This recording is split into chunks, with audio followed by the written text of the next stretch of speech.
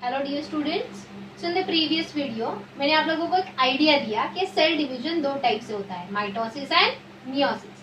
Mitosis में single diploid parent cell divides to produce two diploid daughter cells, whereas meiosis में single diploid parent cell divides to produce 4 haploid daughter cells. ये difference मैंने previous video में पढ़ाया है, पहले तो वो बाय हार्ट कर लो, लर्न कर लो, तभी आज का माइटोसिस का प्रोसेस डिटेल में समझे। ओके, तो mitosis is a type of cell division which takes place in somatic cells and the stem cells of the body. ये भी मैंने प्रीवियस वीडियो में एक्सप्लेन किया है। आज हम पढ़ेंगे कि माइटोटिकली जब कोई सेल डिवाइड होता है तो कितने स्टेप्स लगते हैं। It is not at once, it takes place in steps. तो mitosis takes place in 2 steps. पहला कैरियोकाइनेसिस एंड दूसरा स्टेप है साइटोकाइनेसिस। मतलब क्या, बहुत सिंपल है, मैंने पहले ही वीडियो में बताया था। अगर ये सेल है, ये है सेल मेम्ब्रेन, इसके अंदर ये है न्यूक्लियस एंड ये जो फ्लूइड है ये है साइटोप्लाज्म। जब भी कोई सेल डिवाइड होता है तो पहले उसका न्यूक्लियस डिवाइड होता है एंड जब न्यूक्लियस कंप्लीटली डिवाइड होता है तब फिर साइटोप्लाज्म डिवाइड होता है। तो karyokinesis means division of nucleus. पहले न्यूक्लियस डिवाइड होके 2 नए न्यूक्लियाई बनते हैं and cytokinesis means division of cytoplasm. जब ये कंप्लीटली डिवाइड होंगे तो 2 नए डॉटर सेल्स प्रोड्यूस होंगे। New cells are called daughter cells. समझे? So always remember, whenever the cell divides by mitosis, पहले karyokinesis. Karyo means nucleus, kinesis means division. पहले nucleus divide होता है into 2 new nuclei and then cyto means cytoplasm, kinesis means division, फिर cytoplasm divide होकर 2 नए sales बनते हैं। समझे? अब यहाँ पे कैरियोकाइनेसिस मतलब न्यूक्लियस डिवाइड होता है, वो भी 4 स्टेप्स में होता है। न्यूक्लियस डिवाइड्स इन 4 स्टेप्स। तो पहले मैं कैरियोकाइनेसिस पढ़ाती हूँ, बाद में हम साइटोकाइनेसिस पढ़ेंगे। So under mitosis the first step is karyokinesis. अब ये कैरियोकाइनेसिस मतलब nuclear division, simply write it as nuclear division, मतलब nucleus gets divided. Nucleus divide होता है मतलब क्या, न्यूक्लियस के अंदर होता है genetic material, that is DNA and chromosomes, right. अब वो सपोज ये है सेल, ये है न्यूक्लियस और ये अंदर जेनेटिक मटेरियल। ऐसे थिन थ्रेड लाइक स्ट्रक्चर्स है, थिन थ्रेड लाइक स्ट्रक्चर्स जो एक दूसरे में एंटेंगल फंसे हुए हैं। ओके, ये क्रोमोसोम्स ही है, लेकिन इनको यहाँ पे क्रोमोसोम्स नहीं बोलते। When the cell is in interphase, ये सेल का एक स्टेट है जिसको बोलते हैं इंटरफेज। मतलब यहाँ पर सेल रेस्ट कर रहा है, मतलब डिवाइड नहीं हो रहा। जब सेल डिवाइड नहीं होता है तो उसके अंदर क्या क्या होता है वो पहले समझ लो। अगर ये समझा तो ही कैरियोकाइनेसिस के 4 स्टेप्स समझो। सबसे पहले ये है सेल मेम्ब्रेन। सेल डिवाइड हो रहा है क्या? नहीं। अब ये न्यूक्लियस का मेम्ब्रेन है जिसको बोलते हैं न्यूक्लियर मेम्ब्रेन, जिसके अंदर एक डार्क कलर स्ट्रक्चर होता है जिसको बोलते हैं न्यूक्लियोलस। याद रखो, न्यूक्लियस के अंदर ये स्ट्रक्चर होता है जिसको बोलते हैं न्यूक्लियोलस। ऐसे ही तरीके का एक स्ट्रक्चर साइटोप्लाज्म में भी होता है। ये बाहर का मटेरियल मतलब साइटोप्लाज्म। साइटोप्लाज्म के अंदर ये जो स्ट्रक्चर है इसको बोलते हैं सेंट्रियोल। न्यूक्लियस के अंदर जो स्ट्रक्चर है उसको बोलते हैं न्यूक्लियस। साइटोप्लाज्म में जो स्ट्रक्चर है उसको बोलते हैं सेंट्रियोल। ये बहुत इंपॉर्टेंट स्ट्रक्चर्स है फॉर सेल डिवीजन। ओके, अब ये जो बचा हुआ थिन थ्रेड लाइक स्ट्रक्चर है, it is called chromatin fibres. क्या है ये? Chromatin fibres. अच्छे से समझो। ये है नॉर्मल सेल जो डिवाइड नहीं हो रहा है, जो डिवाइड नहीं हो रहा है। न्यूक्लियस का जो कवरिंग है उसको बोलते हैं न्यूक्लियर मेम्ब्रेन। न्यूक्लियस के अंदर थ्रेड लाइक जो स्ट्रक्चर्स है, थिन थ्रेड लाइक स्ट्रक्चर जो इनको बोलते हैं क्रोमैटिन फाइबर्स, जो आगे जाके क्रोमोसोम्स बनेंगे। ओके, फिर बाहर जो फ्लूइड है उसको बोलते हैं साइटोप्लाज्म। सेल का जो आउटर मोस्ट कवरिंग है उसको बोलते हैं सेल मेम्ब्रेन। एंड साइटोप्लाज्म में एक स्ट्रक्चर होता है जिसको बोलते हैं सेंट्रियोल। ये अच्छे से पहले बाय हार्ट कर लो, फिर आगे का पार्ट देखो, क्योंकि मुझे डायग्राम इरेज करना पड़ेगा सेल डिवीजन समझाने के लिए। अब ये है पेरेंट सेल जो पूरी तरह से ग्रो हो चुका है। अब ये सेल डिवाइड होगा, ये सेल डिवाइड होगा तो पहले क्या डिवाइड होगा? न्यूक्लियस डिवाइड होगा। लेकिन जब न्यूक्लियस डिवाइड होता है मतलब एग्जैक्टली होता क्या है? ये जो अंदर का न्यूक्लियोलस है, ये जो अंदर का न्यूक्लियोलस है वो डिसअपियर होता है, मतलब अपने आप खत्म हो जाता है। समझे? जब मैं ऐसा दिखा रही हूँ मतलब वो है, लेकिन जब मैं ऐसा डॉटेड दिखा रही हूँ मतलब वो खत्म हो रहा है। That is called degenerate, disappear, वो अब गायब हो रहा है। समझे? ओके, वो सेल के अंदर रिएक्शन की वजह से होता है। समझे? जैसे ये जो न्यूक्लियोलस है वो डिसअपियर होता है, खत्म होने लगता है, ये जो thin thread like chromatin fibres है वो कंडेंस होते हैं। क्या होते हैं? कंडेंस मतलब मैंने बताया ये है, एक मैंने इसके अंदर निकाला thin thread like chromatin fibre. जब कंडेंस होता है तो वो थिक एंड शॉर्ट होता है, छोटा हो जाता है, शॉर्ट एंड थिक होता है, जिसको हम बोलते हैं क्रोमोसोम। मतलब क्रोमोसोम्स हमको जब सेल डिवाइड नहीं होता तब नहीं दिखते, क्योंकि तब क्रोमोसोम कौन से फॉर्म में होते हैं? क्रोमैटिन फाइबर्स के फॉर्म में। जैसे ही सेल डिवाइड होने लगा, ये thin thread like chromatin fibres क्या हो जाते हैं?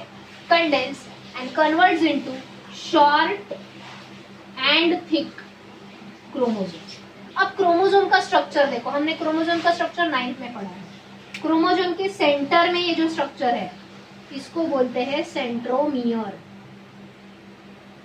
क्रोमोसोम के सेंटर में ये जो है इसको बोलते हैं सेंट्रोमियर। एंड क्रोमोसोम के ये जो तो आर्म्स है, ये आर्म्स को बोलते हैं क्रोमैटिड्स। क्या बोलते हैं?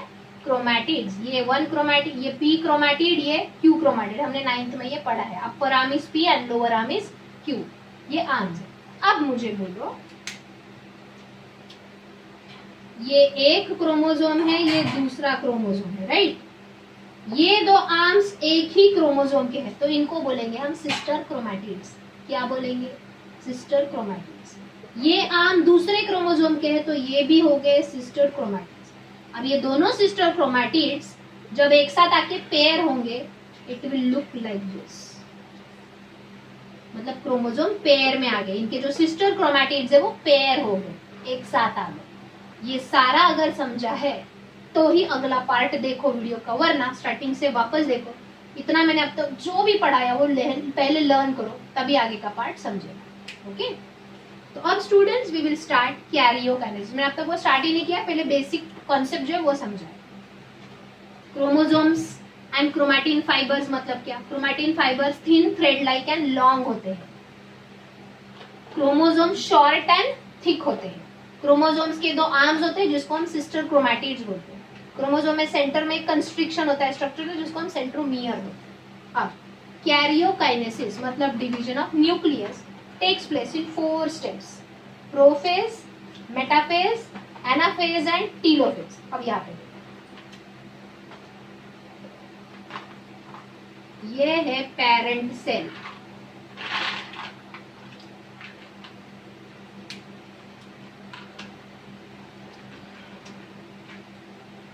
ये सारे स्ट्रक्चर्स का नाम मैंने बताया है: nuclear membrane, chromatin fibres, nucleolus, centriole and cell membrane. जैसे ये है पेरेंट सेल, अब ये डिवाइड होने को स्टार्ट करेगा। पेरेंट सेल कंप्लीटली जब ग्रो होता है इट विल स्टार्ट डिवाइडिंग। पहले क्या डिवाइड होगा? न्यूक्लियस डिवाइड होगा। तो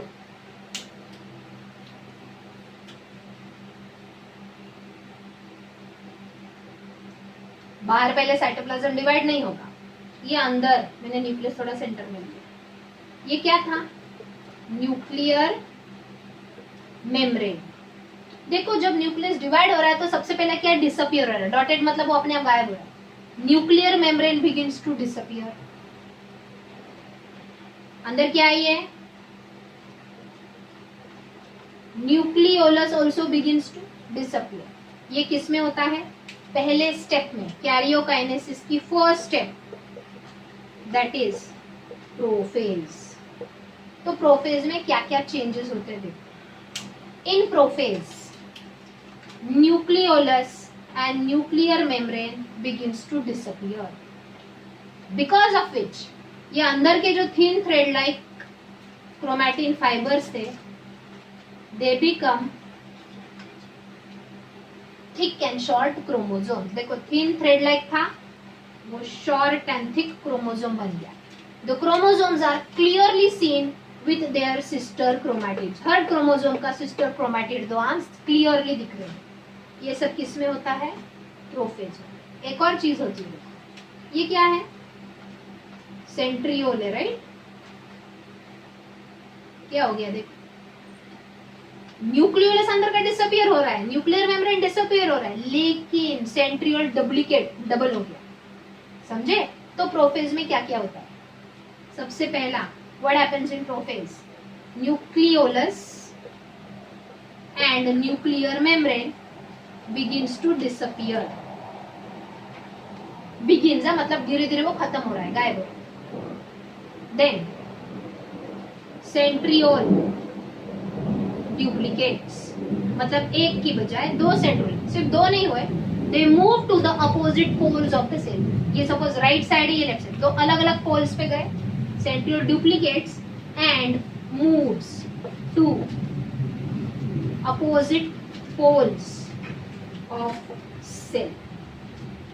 then the thin thread like chromatin fibre condenses. मैंने पहले ही बताया, कंडेंस मतलब थिन एंड जो शॉर्ट लॉन्ग होता है, it condenses to become short and thick chromosomes. Chromosomes are seen clearly with their sister chromatids. आगे जाके ये sister chromatids पेयर होंगे, क्या होंगे, pair, in the second step, that is metaphase.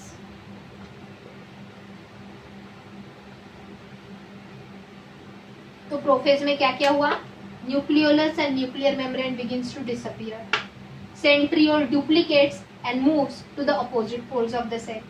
The thin thread-like chromatin fibers condenses to become short and thick, clearly seen chromosomes. मतलब जब cell divide होता है तभी हमको क्रोमोसोम्स दिखते हैं, वरना वो क्रोमैटिन फाइबर्स के फॉर्म में हो। अब कौन सा सेकेंड स्टेप शुरू हुआ न्यूक्लियर डिवीजन का, दैट इज मेटाफेज। मेटाफेज में देखो क्या होता है,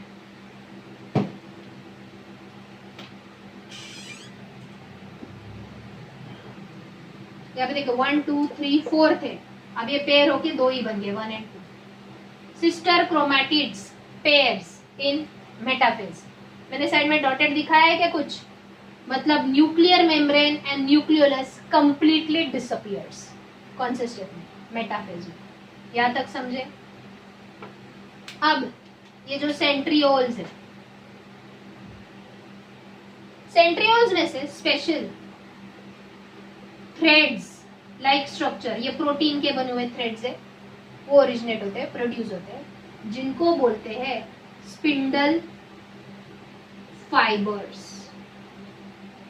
देखो मेटाफेज में क्या क्या होता है, सबसे पहला nuclear membrane and nucleolus completely disappears, sister chromatids gets paired and are arranged to the centre of a cell.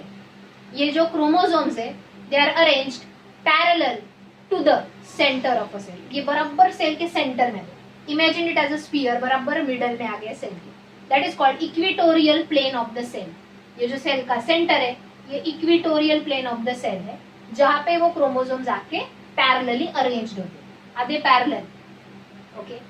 Then from the centrioles, I said from the centrioles special protein fibres are produced. Fibres मतलब thread like structures called as spindle fibers. They are attached to the chromosome के centre को क्या बोलते हैं, centromere.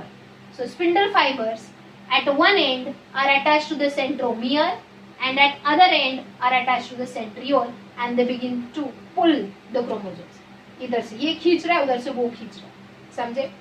लेकिन chromosome centre में आके वहां पे फॉर्मली अरेंज्ड होते हैं, वो हिलते नहीं वहां से, समझे। ये सब हुआ मेटाफेज में। Let us see the third phase.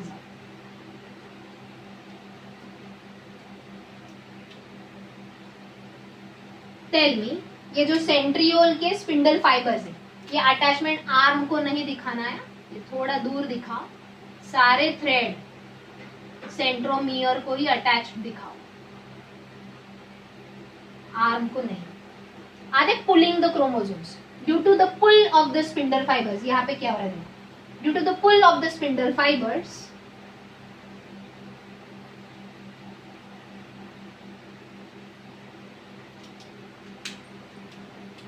ये जो क्रोमोसोम्स है they break from the centromere, उनका सेंट्रोमियर टूट जाता है and they are pulled. Can you see here, to the opposite poles of the cell and they look like bunch of bananas. अब ऐसे मैंने दो ही दिखाए, ऐसे बहुत सारे हैं।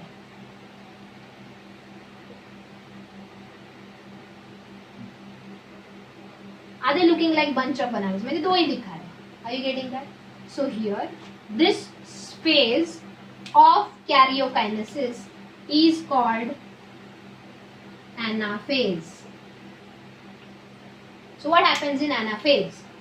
Due to the pull of the spindle fibers, the chromosomes breaks or splits at the centromere, and the arms of the chromosomes are pulled to the opposite poles of the cell, and there they look like bunch of bananas. That happens in anaphase. अब last step, मतलब chromosome double होके separate हो गए, okay.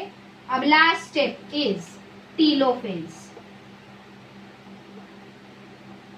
Which phase? Telophase में क्या होगा, nucleus तो divide हो गया,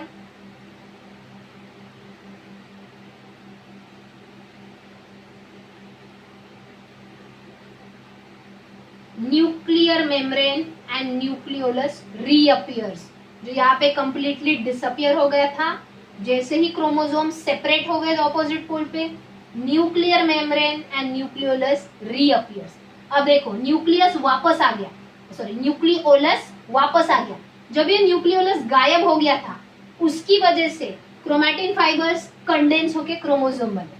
अब जब ये वापस आ गया तो ये कंडेंस जो हुए थे वो वापस डीकंडेंस होंगे, मतलब जो शॉर्ट एंड थिक थे वो वापस thin and long chromatin fibres बन गए। सो chromosomes decondenses to become short and thin chromatin fibers on both the sides. दोनों तरफ nuclear membrane reappears, nucleolus reappears, the chromosomes decondenses to become thin and long chromatin fibers. Then ये बाहर के हैं ना अभी भी, सेंट्रियोल्स ऑलरेडी है, स्पिंडल फाइबर्स डिसअपियर। अब स्पिंडल फाइबर की जरूरत नहीं क्योंकि वो सेपरेट हो गए। So what happens in telophase? As soon as the chromosomes are pulled to the opposite poles of the cell in anaphase, nuclear membrane and nucleolus reappears, मतलब वापस तैयार होते हैं। The chromosomes decondenses to become thin and thread-like chromatin fibers. Centrioles are placed at the opposite poles of the cell, but the spindle fibers disappears, and immediately, मतलब यहाँ पे दो नए न्यूक्लियस तैयार हो गए क्या, two daughter nuclei are formed. Immediately the cytoplasm begins to divide. जैसे ही दो नए न्यूक्लियस बन गए, cytoplasm begins to divide. Here we completed karyokinesis, मतलब दो नए nucleus from a single nucleus are formed. समझे स्टूडेंट्स? ओके, दो है मतलब हम इनको न्यूक्लियाई बोलेंगे, प्लूरल वर्ड। एक ही हो तो न्यूक्लियस, एक से ज्यादा हो तो nuclei. So from a single parent nucleus, two daughter nuclei are formed by 4 steps: prophase, metaphase, anaphase and telophase. समझे? टीलोफेज में न्यूक्लियाई तो बन गए, cytoplasm division immediately begins, that is the second step. अब मैं ये इरेज करती हूँ।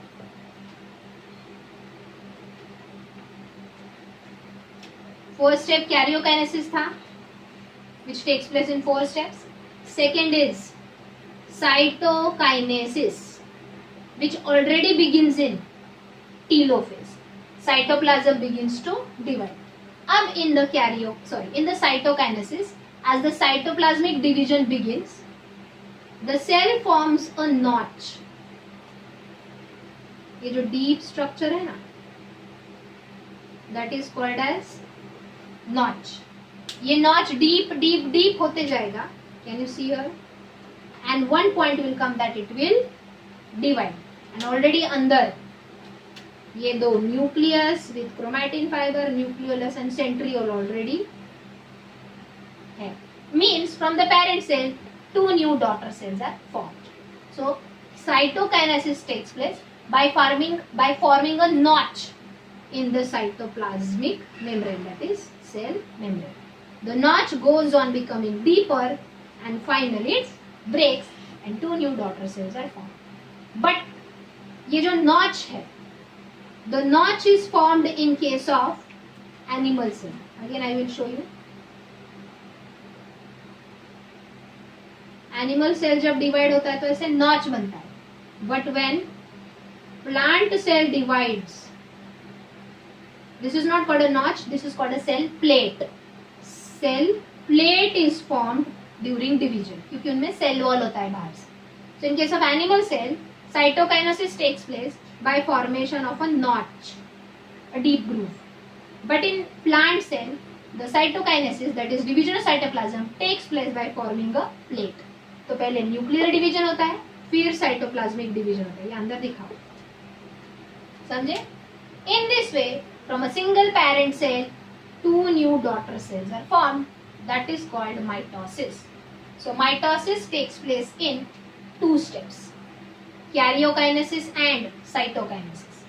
Karyokinesis means division of nucleus. Once the nucleus gets divided, cytoplasm begins to divide, that is called cytokinesis. In animal cell, cytoplasm divides by forming a notch. This is called a notch. And in plant cell, cytoplasm divides by forming a cell plate. Okay. Again, in short, we will discuss what happens in prophase. Nucleolus and nuclear membrane begins to disappear. The thin thread-like chromatin fibers condenses to become short and thick chromosomes.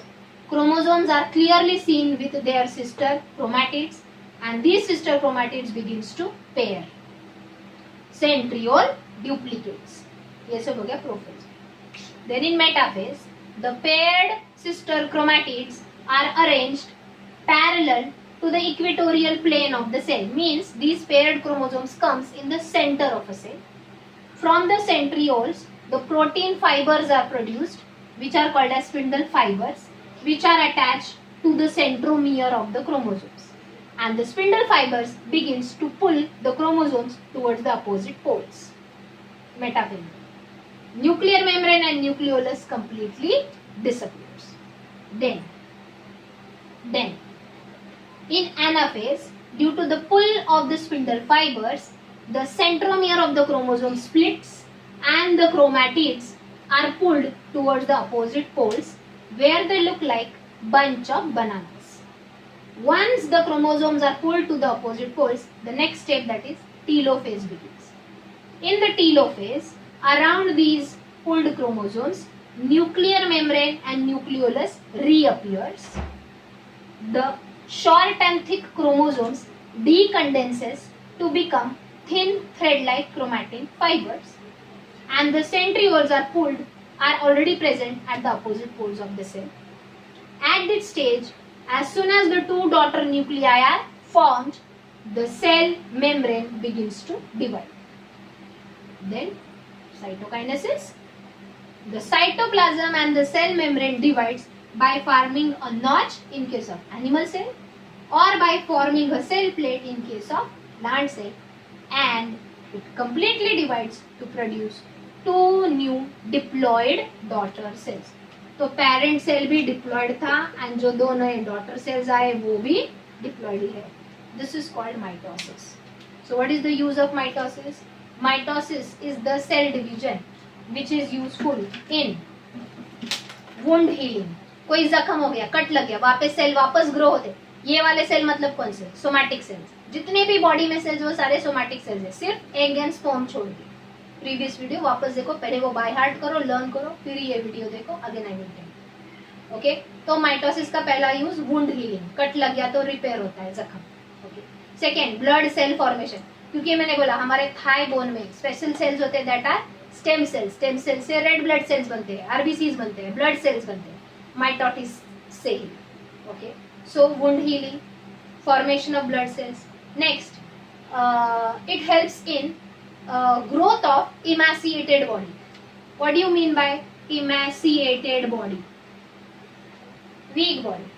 जैसे कि माल nutrition के बच्चे, पता है जिनको अच्छा खाना नहीं मिलता, उनकी बॉडी बहुत वीक होती है, स्किन ऐसे मतलब ग्लो नहीं रहता, एकदम रफ एंड ड्राई होती। तो इन लोगों को अगर अच्छा खाना पीना मिला, बॉडी को अच्छे प्रोटीन्स मिले। प्रोटीन्स क्यों? क्योंकि ये स्पिंडल फाइबर्स बनने के लिए प्रोटीन्स चाहिए, प्रोटीन के थ्रेड है। जितना ज्यादा स्पिंडल फाइबर्स बनेंगे उतना क्रोमोसोम स्प्लिट होंगे, उतने नए सेल्स न्यूक्लियर डिवीजन से बने। तो तुम जितना ज्यादा अच्छा फूड खाओगे उतना माइटोसिस बॉडी में ज्यादा होगा। तो जो वीक बॉडी उसमें सेल ग्रो होके वो अच्छे से ग्रो होगा, समझे? So these are the uses of mitosis, wound healing, formation of blood cells, growth of the body, जो नॉर्मल ग्रोथ होता है वो हाइट बढ़ता है, साइज बढ़ता है, मास बढ़ता है वो, एंड रिस्टोरेशन ऑफ इमैसिएटेड बॉडी, जो वीक बॉडी है वो भी वापस अच्छा ग्रो होता है because of the mitotic cell division. So mitosis takes place in two steps, karyokinesis and cytokinesis. Karyokinesis means nuclear division, which takes place in 4 steps: prophase, metaphase, anaphase and telophase. सब में क्या क्या changes होते हैं मैंने अच्छे से बताया है। Same notes are given in the PDF. तो आज के आज जैसे ही माइटोसिस तुमने वीडियो में से पढ़ लिया, immediately write down the notes and learn it. 5 marks के लिए बोर्ड एग्जाम में ये टॉपिक आ सकता है। 5 marks directly explain the process of mitosis in detail. 5 marks के लिए नहीं भी आया तो भी 2 मार्क 3 मार्क के क्वेश्चन इस पे 100% आता ही है board exam. So very very important topic for board exam. Okay students, अब ये लेसन का लास्ट पार्ट रह गया है meiosis, that will complete in the next video. Thank you.